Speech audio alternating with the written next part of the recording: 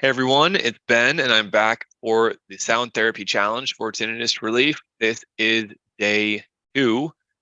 Big shout out to those who have already been working on the sound therapy in day 1.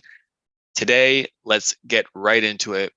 The recap from day 1 is that you had a few hours of using pink noise, and then I recommended that you had 1 hour of using crickets, 1 hour of using silk, and 1 hour for the extra credit of using natural water sounds.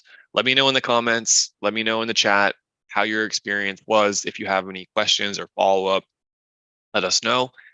And for day 2, now that you've had this experience of using sound therapy for multiple hours, we're going to increase the duration of sound therapy during the day to 6 hours. So now that you've had time to experience the difference between pink noise, natural water running, silk, crickets, and maybe you've also experimented with white noise. If pink noise worked well for you, then I would also recommend that you have a sample here with white noise. Finding a good white noise sound on YouTube, for example, that's free, and again through your smartphone, having a little trial where you're listening to white noise for a few hours. If pink noise wasn't that great for you, and it seemed to make things worse, or didn't respond very well, there was a negative reaction, then you can also try white noise, but it's less likely to be a preferred sound for you. All right, so again, day 2, 6 hours during the day of listening to sound therapy. That's day 2 of this 3-day challenge. So 6 hours per day for day 2. I recommend that you choose a default sound, for example, pink noise or natural water running. I imagine those kind of sounds worked very well for most of you. And looking in the comments, looking in the chat, that is what I'm seeing. And with our patients at Treble Health, we see hundreds of patients every month. And those types of sounds do work very well for a default sound therapy. Pink noise, white noise, natural water running, that's a great choice. That's a great choice for a default sound. All right. So choose a default sound and use that for most of the 6 hours. I want you to have some variety sounds that you can switch on. This is optional. But now that you've experimented between silk or crickets or water running or even pink noise, you can use one of these sounds as your optional variety sound. And that can be used if you're having a particular challenge in the afternoon, or your tinnitus gets louder, it fluctuates, it gets louder, it spikes up a bit. Then you may want to switch to a variety sound, or you just get a bit tired of hearing pink noise for multiple hours, and your default sound, if that's pink noise, and then you wanted to switch to a variety sound there. So for the average person here who's in the challenge, I would say it will look something like this. You'll listen to your default sound for around 5 hours, and then for about 1 hour, you will switch to an optional variety sound, one that you've already tested and you're sure that you respond either neutral or you respond well to it. All right, so that's the challenge. That's your homework for day 2. We're going to touch on this later as well. But let me walk you through some important information that can help solidify the approach and how sound therapy can be used as a treatment. Again, if you are new to Treble Health, if you're new to working with me, my name is Ben Thompson. I'm an audiologist, trained in San Francisco, worked at a medical center in San Francisco, and I had a patient drive 4 hours to see me for an appointment. Well, that was a big aha moment where I realized there must be a better way to serve these patients. There must be a better way to help someone with tinnitus. That was my passion at the time. That was my specialty, working with patients who have bothersome tinnitus. Well, that patient drove 4 hours to see me, and the appointment could have been completed over telehealth, over Zoom. So this eventually led to me starting Treble Health, which is an online telehealth service. We have a group of audiologists, and we have sound therapy treatment as well as one-on-one Zoom sessions following the principles of tinnitus retraining therapy. That's my story. That's how I started Treble Health, and today we're the nation's leading online care provider. If you need help, please do reach out for us. we have a program that is quite effective. Unfortunately, most doctors will say this about tinnitus: there's nothing you can do for tinnitus. You'll just have to learn to live with it. Just try to forget it, try to forget about it. You could try hearing aids, or, well, there's no cure for tinnitus. While it's true that there is no medication or surgery for 99% of cases of tinnitus, there are absolutely things you can do. There are treatment protocols you can follow, and they work for between 80 and 85% of patients. So if you do the right thing, and if you get the right kind of help, and if you follow the recommendations that specialists like myself have seen work over and over, I have high confidence that you can find relief and that you can achieve a better outcome with your case. Sound therapy works regardless of the cause of tinnitus. I have seen this and almost challenged my thought pattern on this because certain kinds of tinnitus, let's say somatosensory tinnitus, where it's caused by physical issues related to the jaw, the neck, TMJ, posture, or cardiovascular conditions, that subtype of tinnitus, I previously thought, I'm not sure how much sound therapy will help that. But through my experience, I've been amazed to see patients who have had somatosensory based tinnitus. That's the main cause of their tinnitus. And sound therapy helped them through the toughest time. Having the soothing sound in the ears, with often with tinnitus maskers, or having a high quality sound machine, basically incorporating sound therapy treatment into their life and using it consistently for months, how that led to a significant change and improvement in their case. And those changes, those positive outcomes, they compound over time. The other common causes of tinnitus are related to the hearing organ called the cochlea. So, the hearing organ is one of the smallest organs in the body. And inside of that organ, we have these little hair cells. You may have heard of these. They're called stereocilia, and they vibrate in response to the vibration of sound in the inner ear. Well, with the natural aging process or other circumstances like loud noise exposure, those cells can decrease function, they can change over time, and that can lead to hearing loss. So the cochlea, the inner ear, often related to a hearing loss, is one of the main causes of tinnitus. Another common cause that we see is stress induced tinnitus. This is when the central nervous system puts pressure on the connection between the auditory nerve, the auditory brain, and the psychological stress response in the body. And just like when a tea kettle has too much heat going into the kettle, it will create a loud auditory whistle, a high pitched sound when there's too much heat on the system. Similarly, when there's too much stress in the system, it can result in a tinnitus sound. And a good way to understand if this applies to you is ask yourself, in the 3 to 6 months leading up to tinnitus, was I experiencing significant stress in my life? If the answer is yes, then stress may be related to the cause of your tinnitus. Well, fortunately, cochlear inner ear tinnitus, somatosensory tinnitus, stress induced tinnitus, these are all possible causes that can create the sound of tinnitus. Fortunately, there are treatments and therapies that can be applied to all of these subtypes, as well as others that are not on this list. And sound therapy can be utilized and be helpful in the treatment of all of these conditions.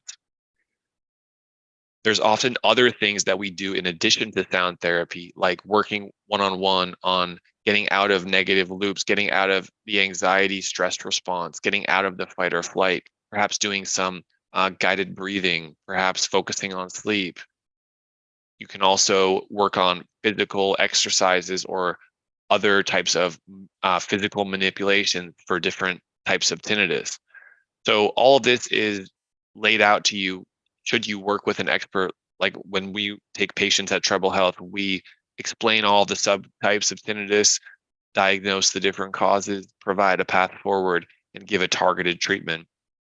But regardless of the different cause, they all have a hyperactive nerve activity in the brain that's interpreted as the sound of tinnitus. The treatment or the simplified treatment really follows the principle of what's called tinnitus retraining therapy. A few of you who may follow our email newsletter for Treble Health may have recently seen that I was able to meet in person with my mentor, Dr. Pavel Jastroboff, recently. He is the founder of tinnitus retraining therapy. He is a PhD neuroscientist that has been dedicated and well known in our profession for decades. And I'm working with him to make sure that our sound therapy protocols are in line with the best science and the best research. Well, these two pillars on the screen right now, personalized coaching to get out of the negative cycle of tinnitus and sound therapy, consistent use of sound therapy, this makes up for most of the treatment effect for tinnitus. And this really follows the tinnitus retraining therapy protocol. So I'm happy to share with you more details about sound therapy today. How does sound therapy help with tinnitus? I do not want you to think that it's just a short term distraction technique, because although it can be helpful to help with attention in the moment and it can help get us out of this intensity of the sound that's just trapped in our head, the sound therapy also promotes this natural brain process called habituation. Habituation is a natural process of reinforced learning. That brain learns to reduce its attention and response to stimuli that are repetitive, neutral, and unimportant. Right now, the brain is probably responding to tinnitus as a an important sound that may signal danger or a threat. We need to show the brain at a deep level consistently using sound therapy and having the right education on what's going on, that tinnitus is a benign body sensation, that it is a repetitive, neutral, and unimportant sound. And when the brain can do that, this is when we notice relief and we report that I don't notice tinnitus as much. Yeah, when I stop and think about it or listen for it, it's there, but for most of my day, I'm not aware of it. That would be a sign that the brain is going through this habituation process. Let me show you another example of habituation in our day to day life. In day one, I had mentioned that we can easily habituate to the sound of our breathing. It's constantly there, and also the sound of our heartbeat, the physical vibration of our heartbeat. It's always there, but I don't think about it unless I'm tuning in for it. When I do tune in for it, I can quickly hear it or feel it. Now, similarly, the sound of your refrigerator humming, the sound of your computer fan, in some cases, an air conditioner, that is a constant low level sound that the brain learns through repetition is neutral and unimportant. Therefore, it can learn to uh, not put your attention on it. Another example of habituation would be the weight of one's glasses on their nose or behind their ears, as well as the clothes on your skin. This is a stimulus where if you feel in for it, yes, it's there, but the brain has learned it's a neutral, unimportant stimulus. Therefore, you can live and be in the moment without your brain having to process all of this stimuli at the same time, because we just only have one stream of consciousness. We can't be processing all of this in real time. Having uncertainty about tinnitus can cause some to get stuck in the process, and this is where you might have fallen into the trap of pursuing more and more information about tinnitus online and not getting the right answers that you needed, and actually causing more anxiety and having you focus more on the sound. That can be this cycle of the negative loop of tinnitus, that we want to be cautious, we want to be respectful. You did nothing wrong there. This is something that happens to a lot of our patients, but try not to get stuck in the process. A good tinnitus treatment plan that uses sound therapy helps move you through the stages of habituation. In day one, I referenced the stages of habituation here, and the goal is to get to stage 4, where tinnitus is rarely noticed. You can quickly redirect your attention away from it and no longer elicits automatic negative feelings or thoughts. I want each of you here to get to stage 4, and I have confidence that you can progress through these stages over time, sound therapy being a big part of that. It's common for individuals to report that the sound usually gets softer too during these during this stage of habituation, during this process. So maybe some of you have noticed that habituation has happened to some degree on its own. And this might be your case if you say, yeah, it used to be really bad. The first 3 months were much worse. Now I'm still dealing with it. It's still really bothersome, but it's a bit better. I didn't do much, but that happened. So, that happened to you. That's consistent with a lot of people that we meet who say, yeah, I thought this was just going to keep getting better after some months, but it's still bothering me. It's still pretty bad. It's not as bad as it used to be, but I'm still looking for help. So that's the pretty common story of patients that we work with at Treble Health. And just know that some habituation can happen naturally, but with a targeted treatment, you can induce habituation so that it happens faster and easier. And these essential tools can help. Your brain can habituate to tinnitus with these tools in a faster and more directed way. These tools would be sound therapy, professional counseling and coaching by an audiologist, and finally, taking a holistic approach to reducing stress, self care, sleep, and your well being. So, there are decades of anecdotal and research based evidence of sound therapy and how it helps tinnitus. But two recent studies from 2020 and 2022 have shown that the effects of sound therapy are not just someone getting used to it or feeling better, but the effects of sound therapy were actually measured through brain imaging. These two studies showed that after undergoing sound therapy, brain activity in relevant regions measured with an fMRI, a certain type of brain imaging scan, the brain activity in relevant regions of the tinnitus group were at similar levels to the control group after the tinnitus group underwent sound therapy. So this essentially says the sound therapy treatment helped restore the natural equilibrium of these brain regions that were hyperactive because of tinnitus. During the tinnitus process, at the beginning, those brain regions were hyperactive. With sound therapy undergoing tinnitus treatment, they returned to the status quo. They returned to where they should have been. And what that means is that using sound therapy can change our tinnitus at a physiological level and promote this habituation effect.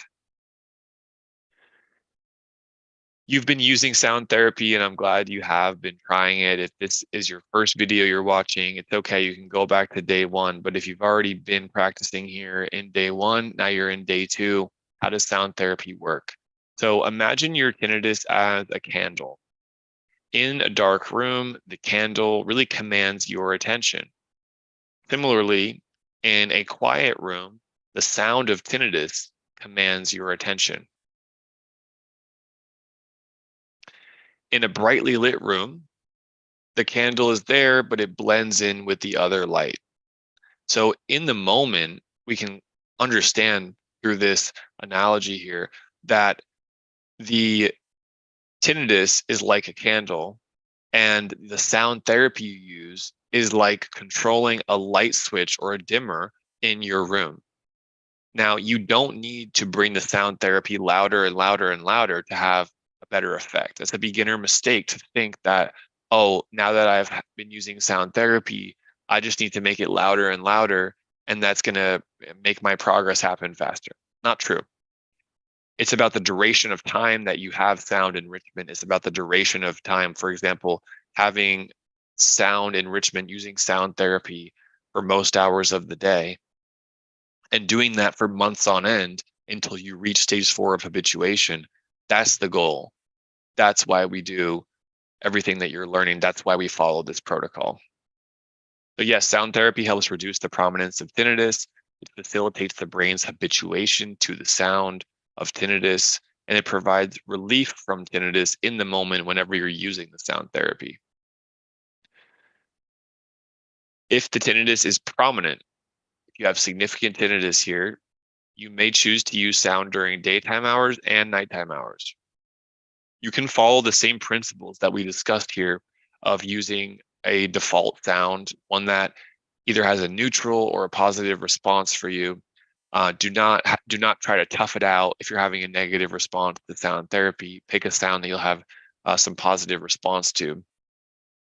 And the here's an important part, which I'll reiterate from the tinnitus retraining therapy protocol. I want you to listen to neutral and uninteresting sounds. Pink noise, white noise, natural water sounds typically are best for the default sound therapy. Also, crickets and other similar soothing sounds can be used as your default sound therapy.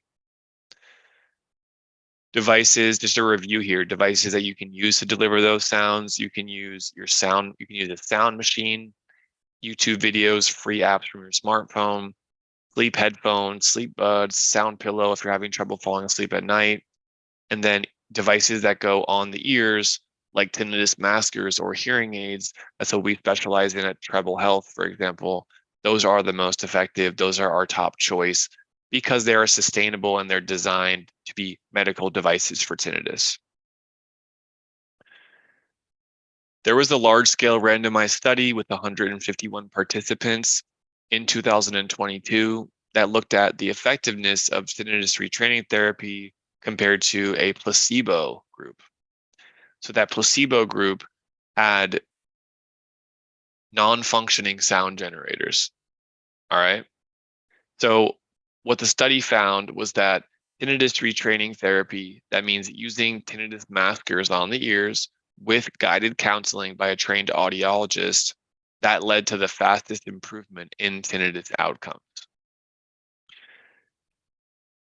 That's compared to just the coaching or the counseling alone, and that's compared to just the sound therapy alone.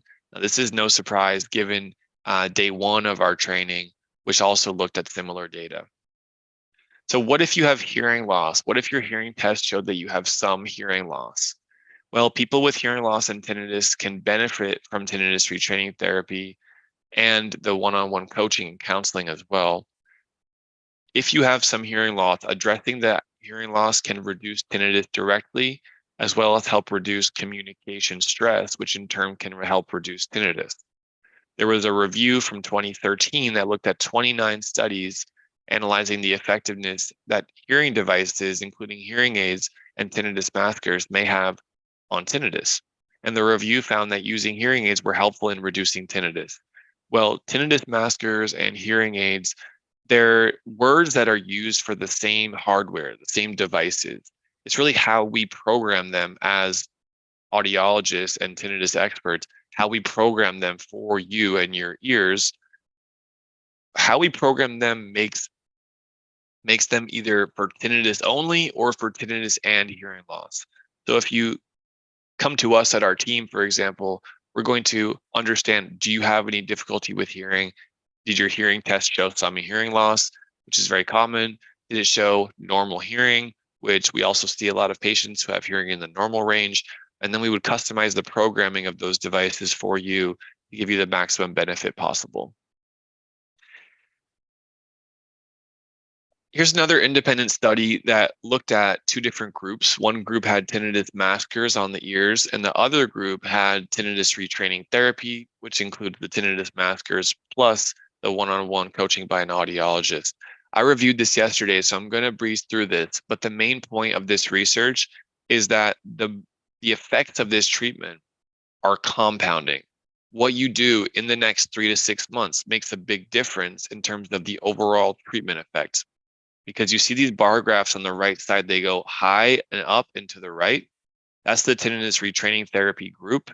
And the highest bars here are at 12 and 18 months, showing that tinnitus retraining therapy, the leading treatment method, takes time for your brain to fully habituate to tinnitus.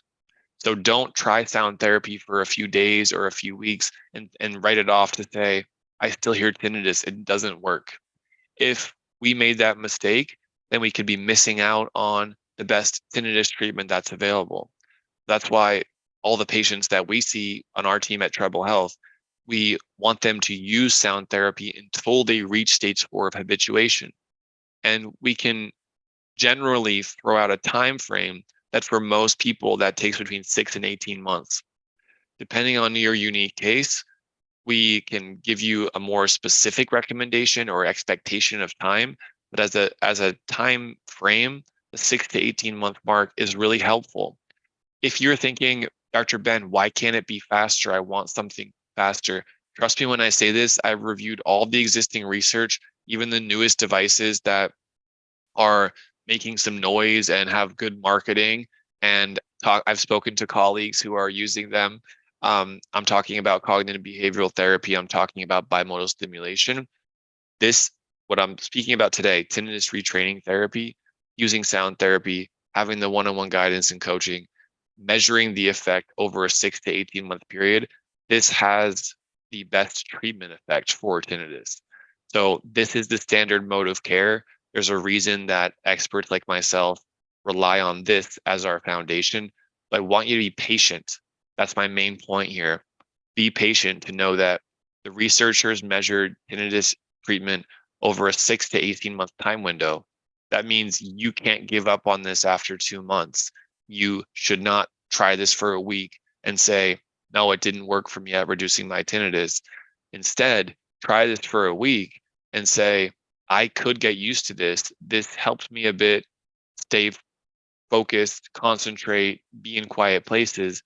And because I've seen the science and because I've seen the research, which shows that between 80 and 85% of patients achieve that significant level of reduction within this 6 to 18 month period, then perhaps I should try a full comprehensive tinnitus treatment. That's my advice. And this really challenges the notion of, quote, there's nothing you can do for tinnitus, because unfortunately, not many individuals understand this research. And at many doctor clinics around the world, the message is often there's nothing you can do for tinnitus. But really, the message should be there are things you can do for tinnitus. They take some time, they take some work, they take some dedication, but these tools are available and they can help you. Our own data at Treble Health, following the tinnitus retraining therapy protocol, measured over about 250 patients. And what we found is that 75% of our patients showed a clinically significant improvement in their tinnitus within that 6 month mark. And remember here, 6 months did okay, did pretty well, but then 12 and 18 months, that's when these results compound and they get better and better over time. So we started this study a little over 6 months ago, and we're excited to keep track of these patients uh, at the 12-month mark, at the 18-month mark, because just like this data shows, that's where most of the treatment effect is coming.